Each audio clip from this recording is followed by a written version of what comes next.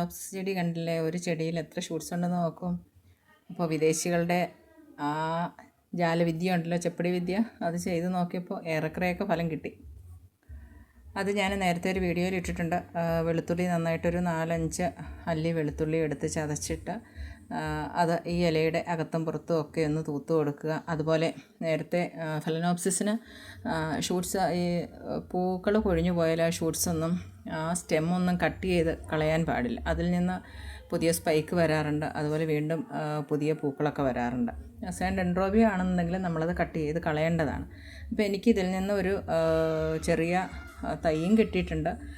അത് ഒരു ചെറിയ തൈയാണ്, പക്ഷേ അത് മാറ്റി വെച്ചിട്ട് അതിൽ നിന്ന് പുതിയ ഷൂട്ടിപ്പോൾ വന്നിട്ടുണ്ട്. അപ്പോൾ ഞാനത് ഇടയ്ക്കിടയ്ക്ക് മാറി മാറി അത് ചെയ്ത് കൊടുക്കാറുണ്ട്. ഏത് വളമാണെങ്കിലും നമ്മുടെ മനുഷ്യരുടെ കാര്യം പറഞ്ഞതുപോലെ മാറി മാറി നമ്മൾ ചെയ്ത് കൊടുക്കുന്നതാണ് ചെടികൾക്ക് കൂടുതലിഷ്ടം. അപ്പോൾ ഞാൻ ഒരു ആഴ്ചയിൽ NPK ഇത് കണ്ടില്ലേ, ഇതാണ് ഒരു ചെറിയ ചെടിയാണ്, ഞാൻ മാറ്റി വെച്ച ചെറിയ ചെടിയാണ്. അതിലും ഒരു ഷൂട്ട് വന്നിട്ടുണ്ട്. അപ്പം ഞാനൊരാഴ്ച വെളുത്തുള്ളി ചതച്ച് അത് കൂടുതൽ വെള്ളത്തിൽ ഡൈല്യൂട്ട് ചെയ്തിട്ട് ഈ ഇലയുടെ അകവും പുറവും ഒന്ന് തൂത്ത് കൊടുക്കും.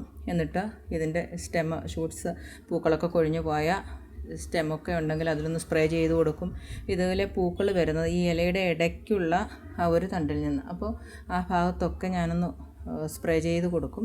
എന്നിട്ട് അതിൻ്റെ വേരിൽ ഒഴിച്ച്, ഇത് ചെറിയൊരു തൈയാണ്, അതിൻ്റെ ആ സ്റ്റെമ്മിൽ നിന്ന് വന്ന ഒരു സ്പൈക്കാണ്, അത് മാറ്റി വെച്ചതാണ്. അത് മാറ്റി വെച്ച് അധികം ആകുന്നതിന് മുമ്പ് തന്നെ കണ്ടില്ലേ അതിലും വന്നിട്ടുണ്ട് ഒരു പൂക്കുല. അപ്പോൾ എന്തായാലും നമുക്കത് മാറി മാറി NPK കൊടുക്കാം. ഇടയ്ക്ക് ഇതിൻ്റെ ഇലകൾ വെളുത്തുള്ളി വെള്ളത്തിൽ ഒന്ന് തൂത്ത് കൊടുക്കുക. അതുപോലെ ഇതുപോലുള്ള സ്റ്റെമ്മൊക്കെ ഉണ്ട്, പൂക്കൾ കൊഴിഞ്ഞു പോയ സ്റ്റെമ്മുണ്ടെങ്കിൽ അതിലൊന്ന് തൂത്ത് കൊടുക്കുക. തുണി വെച്ചിട്ട്, കോട്ടൺ തുണിയോ അല്ലെങ്കിൽ പഞ്ഞിയോ എല്ലാം വെച്ചിട്ട്, കോട്ടൺ തുണി മതി, നമ്മുടെ വീട്ടിലുള്ള നല്ല കോട്ടൺ തുണി മതി.